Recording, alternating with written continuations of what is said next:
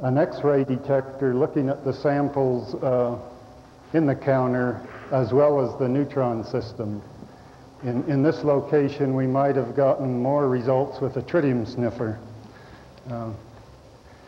Our management said that before we ought to present our results, we should get our ducks in a row, so this was that one. Our data controls for these experiments were at least two similar counters adjacent to the primary counter operating during the entire experimental period.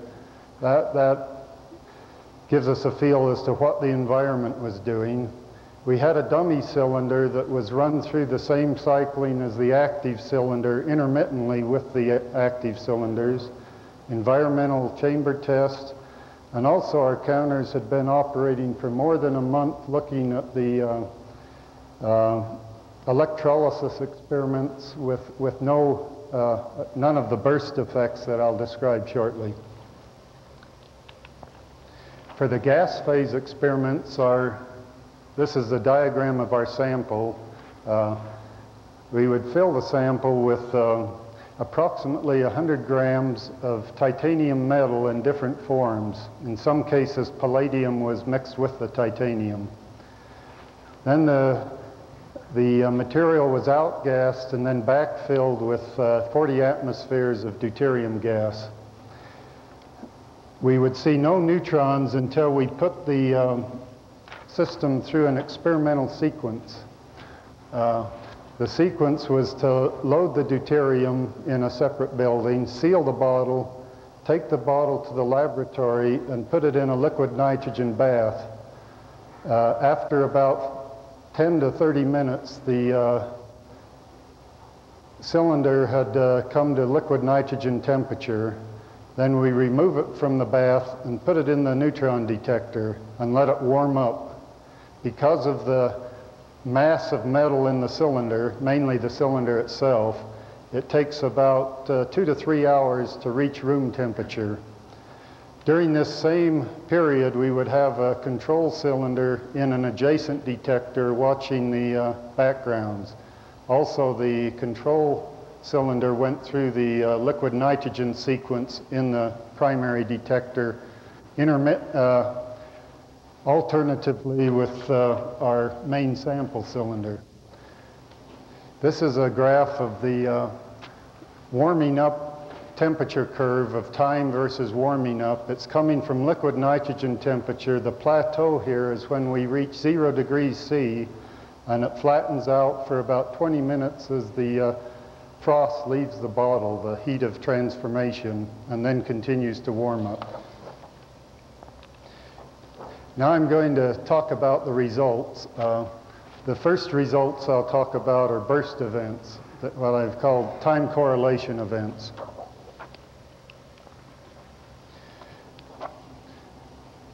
An inactive cylinder, or a dummy cylinder, has results that look like this. When you time 0 is when we come out of the liquid nitrogen bath and go into the detector. These are counts, and the data points are 1,000-second time bins. And so we see generally 0 counts with an occasional 1. Our inactive counting rate is about 1 event every half hour.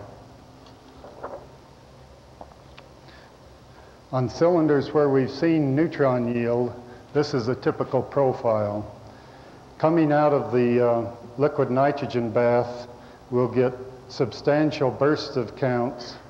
In this case, it was 40 neutrons and roughly 42 neutrons counted. These bursts arrive in the detector in a time period of less than 100 microseconds.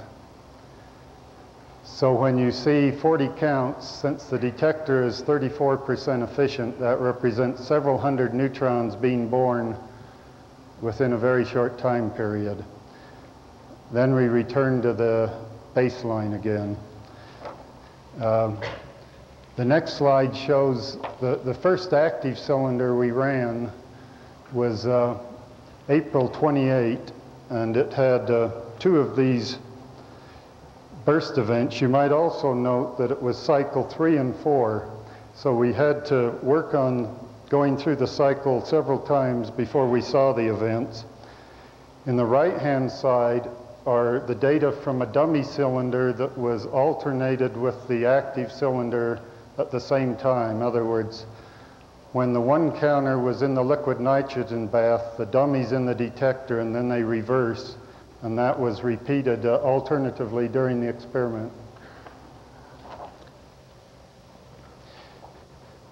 The next significant sample we had is what we'd called sample TI6, so it's the 6th cylinder we've run, and about 1 hour into the warm-up it gave an 85 neutron count, and then a smaller one that followed. These are all in the time correlation counting. This next slide shows what the singles totals rate did for that same event.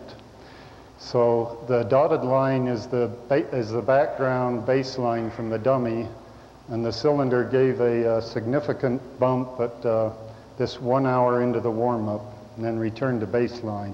There might have been a hint of some extra activity, but the statistics aren't there to make a big case out of it. This is the cumulative data on cylinder 6. So we got 5 or 6 cycles that gave bursts, and they were all consecutive, cycle 4, 5, 6, 7, 8, and 9.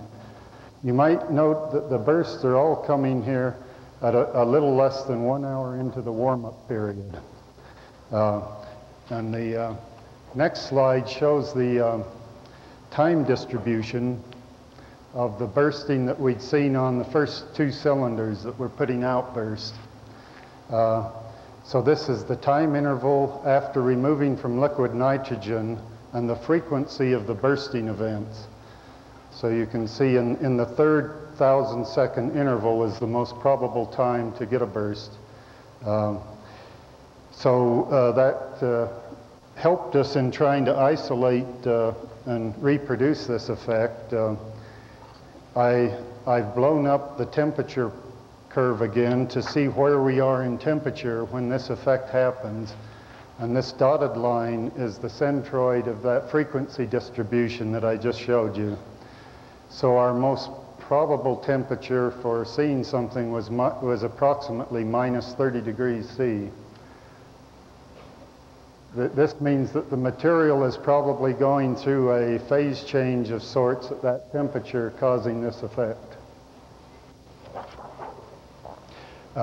Maybe in that regard, before I get off that point, if you look at mechanical stresses and embrittlement, it's highest during the early phases of the warm-up, because the temperature is changing most rapidly and the material is most brittle then. So if it's just thermal contraction, it should happen earlier in this procedure. Thank you. So I'll have to speed up now. The second part of our findings were random neutron emissions, meaning it's not burst phenomena, but the neutrons are coming out one at a time. The first cylinder we ran, this data shows the overnight run on the cylinder without any time correlated events and without any temperature changing. It's at room temperature the entire time. A dummy cylinder was run in the same detector the following night. The difference in these, the dummy run and the sample run, was 11 sigma significance on the average. The same 2 nights, the control counter had dummy cylinders that showed no change in activity on the 2 nights in question.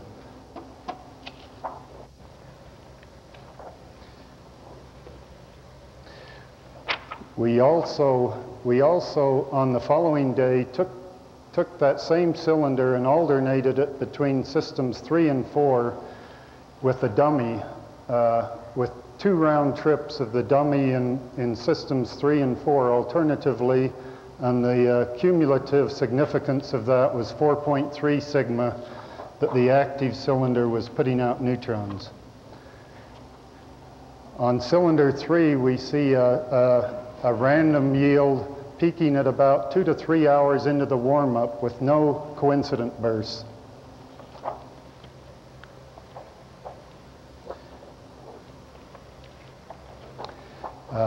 A summary of our results is that we have seen neutron bursts from 6 gas cylinders. Number of bursts are whatever, 15 or so, and these are the cycles where the burst took place. In addition to the burst mode, we've seen random emissions from 2 cylinders at significance levels from 4 to 11 sigma. A summary of our findings are that neutrons have been detected. The random emission rate is 0.05 to 0.2 a second. That's similar to Jones's yield, so it's very low level. Neutron bursts have a yield of 10 to 300 neutrons emitted. Duration less than 100 microseconds. Temperature minus 30 C. We have not identified the mechanism for this neutron source. We don't know if it's related to cold fusion or the hot fracture fusion through electric fields or some other mechanism. Our experiments haven't identified the mechanism yet. And the future work that we're going into is to characterize our yields. We still don't know which of our materials gave off the yields, and they've been integral experiments with many different forms of titanium. We need to get the neutron energy spectrum, more material structure detail, and we also have plans for gas phase experiments with hydrogen and tritium gas to understand the process better. Thank you.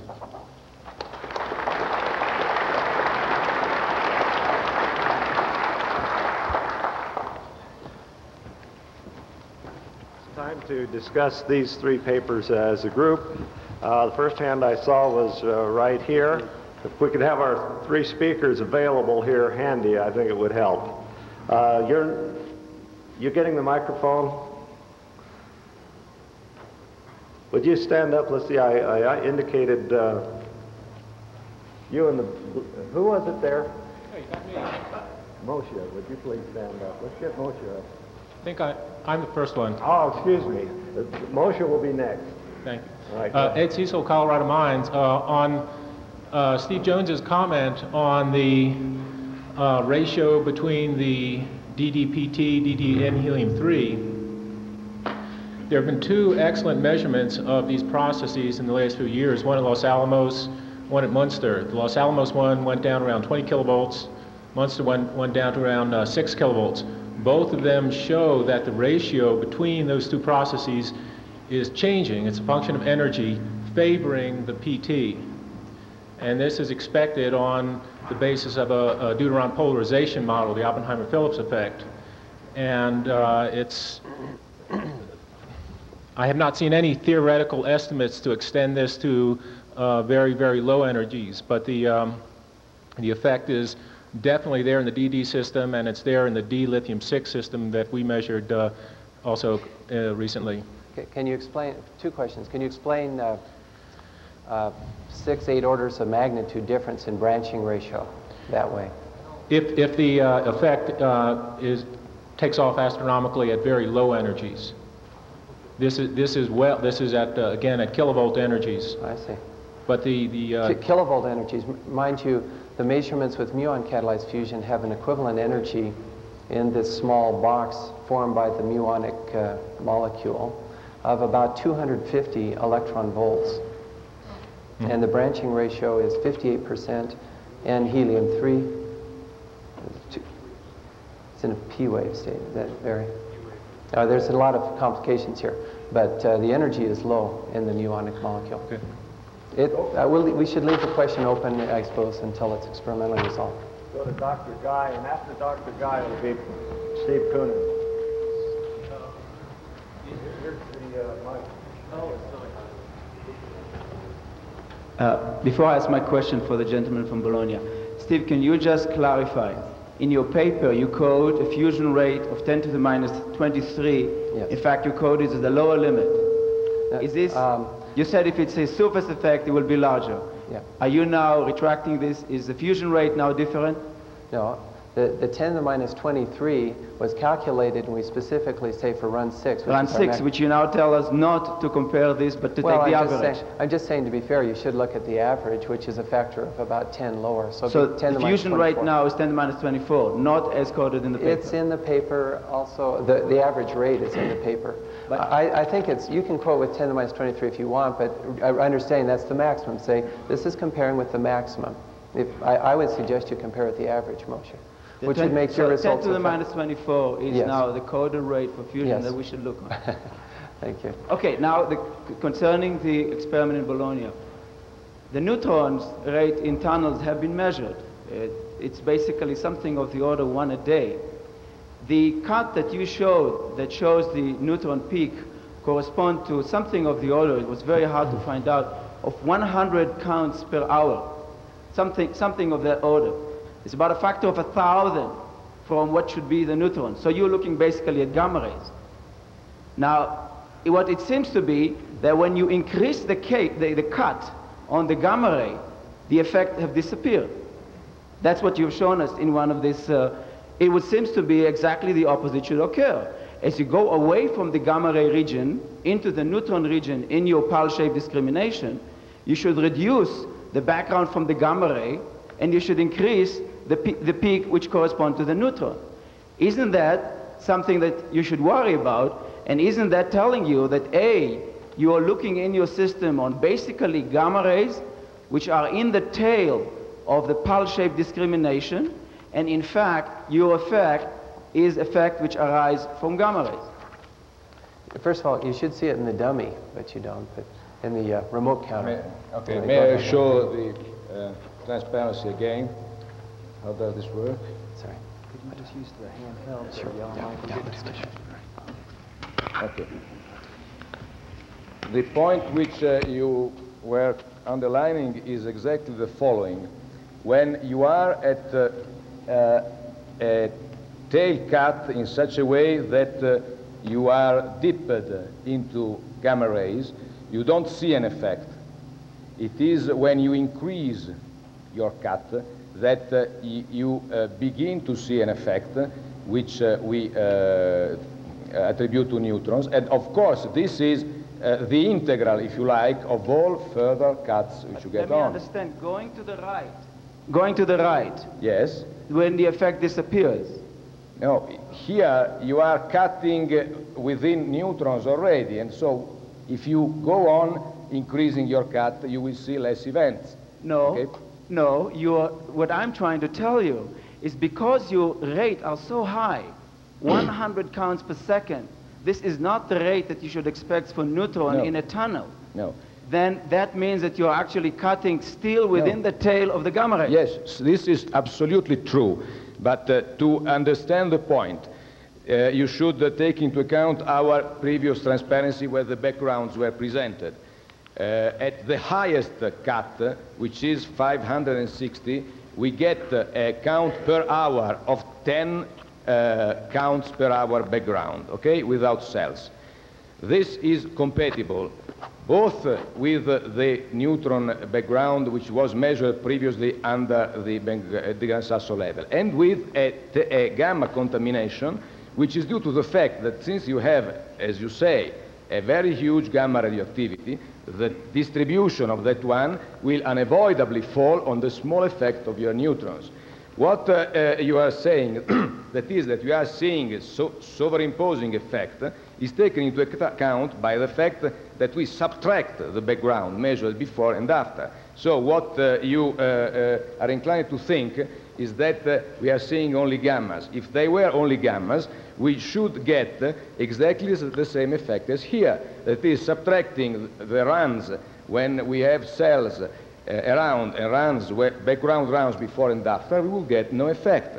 In this counter where the cells were operating, on the contrary, we certainly have so overimposed neutron and gamma rays, but the subtraction gives this effect. Let me emphasize again. We are looking for a rate which is extremely small. Yes, it is. You cannot measure it when you have your background at 100 counts per hour. It is like you're trying to weigh the weight of an anchor by measuring the weight of a ship with and without the anchor. You're going to get quite a few errors in there, and you simply have to work on your background. You are missing a factor of 100 in your background. Before you reduce your background to 1 count per hour, you cannot address this question of such a low rate of neutrons. Well, this is your opinion. If I have a background of 100, I can per hour, and I see accounts of 70, 100 per hour. 100 per hour has an error which is 10, and we are looking for a phenomena which is at 1 count per hour. You must do something more than pulse-shape discrimination. No. That is not enough. When I go at the upper level of our discrimination, at 560, I get only 10 background counts per hour. And that has a square root of 3, and we are looking for 1. No, because we get at this point something of the light of 80 events altogether, background subtracted. So I Very mean well. Dr. Kuhn. Hello. I have a question for Dr. Mallove. You mentioned that your burst comet about minus 30 degrees centigrade and attributed this to a possible phase transition in the deuterium metal system. Is this a hypothetical phase transition, or do people actually know that there is a phase transition at that temperature and pressure? In the phase diagrams, there's a potential for phase transition depending on the amount of deuteration in the titanium and the pressure in the cell. And potentially you can cross it, but since you don't know the amount of deuteration, you don't know exactly where it should be. All right, we have Dr. Srinivasan. Srinivasan, Texas A&M University. This is for Dr. Mallove again. I found your presentation very clear. Not being an electrochemist, I understood it fairly well.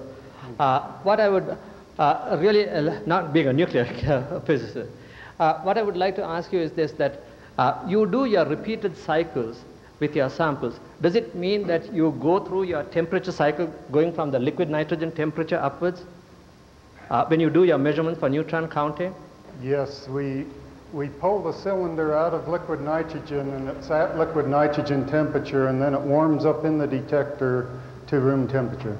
I see. But then if you notice that you get the burst at about minus 30 degrees, what would happen if you keep it at minus 30 degrees and try to see whether you are getting more neutron counts? Hopefully we would get more bursts, but at the present we're not able to control the temperature and stop at minus 30. Also, I should add that we have, on additional cylinders, seen some bursts at room temperature days into the test. I think what's important is the disequilibrium condition. It's just that this minus 30 degrees is where we got the most initial reactions. Also in the liquid phase, we're seeing them at room temperature. Thank you. Very good. Over here, Dr. Wolf. This is for Steve Jones or whoever, but first on Moshe Guy, his proposed mechanism last night is apparently a characteristic of his own detectors, and an analysis of our data show the effects he proposes for Ne-213 are a property of his detectors and not ours, and are insignificant. Okay, for Steve, what I was wondering, now that we have quite a few pieces of data, what is your opinion on the mechanism as far as surface reaction or volume reaction? In our neutron data, we're at a similar rate at about half a cubic centimeter volume and 1 square centimeter area. Dr. Brower. Oh, well, there's a question. Oh yes, excuse me. Sorry, Reed. The question, Kevin, is whether it's surface or volume effect. That I don't think we have an answer to, any more than we have an answer to whether it's fractal fusion or piezonuclear or some other mechanism. I think your results on tritium and helium-3 perhaps can help us there quite a bit. And there's some experiments we can think of, but I would not venture. Sorry, I just don't know. Not enough data. Okay, we've got Dr. Brower. Yeah, Thijs Boer at AT&T Bell Labs. I have a question to Howard Mallove. Following up on the question of Steve Koonin, you use a variety of titanium compositions. in the TI-6 cell, what was exactly what you had in there? Was it titanium or was it titanium coated with palladium? Because that is important for the potential phase transitions, and you actually can measure the amount of incorporation of deuterium by knowing whether you have palladium there or not. And anticipating that question, since TI-6 put out the most yield, I copied down the loading of that cylinder. Titanium sheet powder, palladium. It was what we'd call an integral experiment to investigate since we didn't know what to expect, we tried many things, and it had a combination, and we've still been unable to isolate which subcomponent was responsible, but this is what was in it. How did you prepare the titanium and the palladium, if any way at all? About half of the loading was prepared from just straight material from the shop or the chem lab, and half would been through the electrolysis process with an electrolyte of the Jones type, being electrolyzed for several days. That is electrolyzing the titanium with palladium. Is that what you mean? There was palladium in the electrolyte, but there was titanium cathode. Thank you. Dr. Morrison here. This will be our last question, and we'll have to go on. To Dr. Mallove, just a comment when you showed me that graph. Do you know that palladium has a transition, a phase change at -50 degrees centigrade? So that's just a point. Secondly, my question was, you observed the burst with deuterium gas. What did you observe with hydrogen gas? We've not run the pure hydrogen gas experiment yet, though we plan to. We're currently running an experiment with half hydrogen and half deuterium and have seen some bursts, but it's still preliminary. You're not afraid that that John Maddox will attack you? Like Steve Jones? Okay. Okay. Oh, sorry, excuse me. Thank you. All right, we're getting seriously behind. We'd like to go on. Let's give a round of applause for these speakers.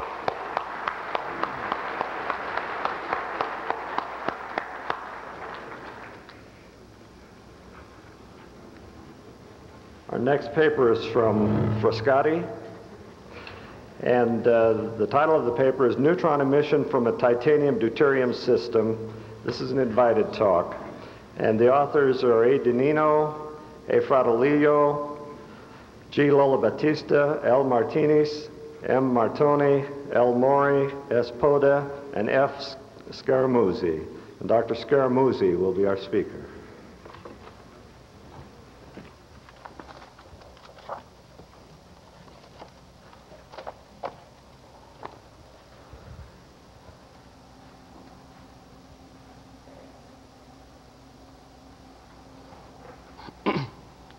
Good morning, ladies and gentlemen. I will report on our crude experiments in Frascati, much less refined than those we have been listening up to now. And at the end of my talk, I will report also on two preliminary results of two experiments performed in other two laboratories of our same agency, NEA.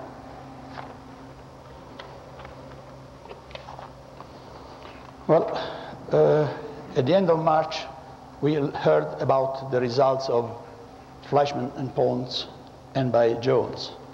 And I thought about this, and I considered two aspects of the news that mostly came by newspapers. At the end of March, we succeeded in having the first preprint by Jones. The fact that palladium and titanium were used, and the fact that it seemed necessary to have non-equilibrium conditions. Next step was to ask myself, is electrolysis necessary? Isn't it possible to have the same kind of phenomena without recurring to such a complicated phenomenon as electrolysis? And then I decided to propose to my group an experiment, a very simple experiment, just to test whether this was possible or not. And we discussed it, and at the end we decided to try a very simple experiment with these three characteristics: bringing in contact metal and deuterium gas directly, changing thermodynamical parameters for non-equilibrium in order to obtain non-equilibrium conditions, and looking for neutrons. At this point, no one of us was expert in neutron detection, and we asked the collaboration of a couple of colleagues of the fusion department, which were particularly expert in neutron measurements. I want to point out that we did not borrow a BF3 counter. We just started a collaboration with very expert colleagues. We agreed to make this experiment, and this is a very, very sketched indication of the experiment. This is roughly a bottle of deuterium, a pressure reducer, a manometer, this cell containing the titanium, we choose the titanium, a thermocouple measuring the temperature of the titanium sample, a BF3 counter, and a liquid nitrogen dewar could be put close to around the cell. All the system was in stainless steel, tested for vacuum and for air pressure.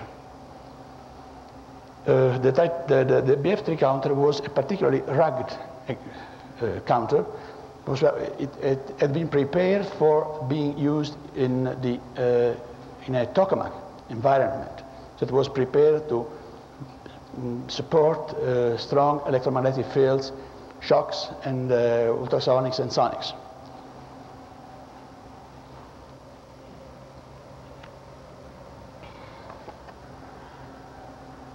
Well, we made 3 successful experiments out of about 10.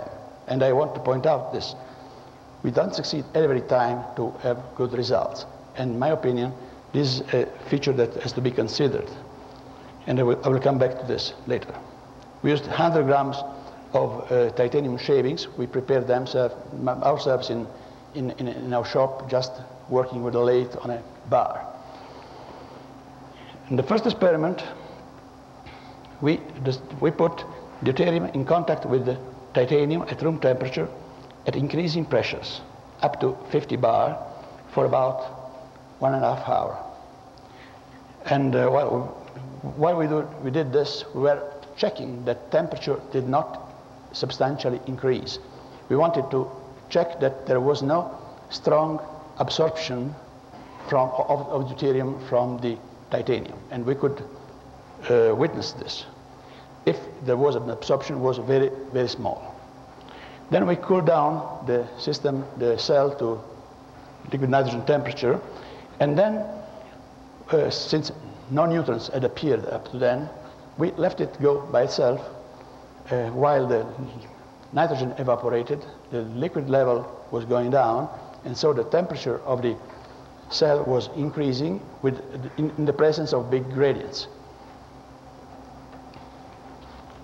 The result that we obtained are these ones. These are counts, the Italian contagion means counts, and this time in hours, about 65 hours, about 3 days. And the counts are, we have a very crude system to data acquisition. We had the counter and a computer which read the counter every 10 minutes. So here are reported the counts in 10 minutes, integrated in 10 minutes. And you see that the arrows pointing down are the moments in which liquid nitrogen was put on. So we put on liquid nitrogen here. After 6 or 7 hours, there is counting starting. And when the next morning, this was the evening of Friday, Saturday morning I went there, the liquid nitrogen level was quite down, the activity was finished, and I put more nitrogen, and another cycle commenced. I put more nitrogen in the afternoon of the Saturday, and that cycle was finished, and another cycle started again, and then I decided I wanted to see whether the background was still good. And I took away the nitrogen from here, and after a few hours, background was good. Figures are roughly, the background was of the order of 2.5 neutrons per hour, and the average counting was of the order of 30 to 40 neutrons per hour. So about, no, 50, we'll say. So about 25 to 30 times as much as the background. The second experiment, we were trying to repeat without success the first experiment. And for 2 days, we had charged titanium at room temperature and then lowered down the temperature and sent it up, and then without success. And then we decided to see what happened if we permitted to the deuterium to desorb from the metal matrix. And so we took away the door of nitrogen, letting the temperature increase slowly towards room temperature, and pumped away deuterium with just a static pumping going to something of the order of 10 to minus 2 millimeters of mercury. And we had neutron emission while the temperature was approaching room temperature. This time the emission was particularly high.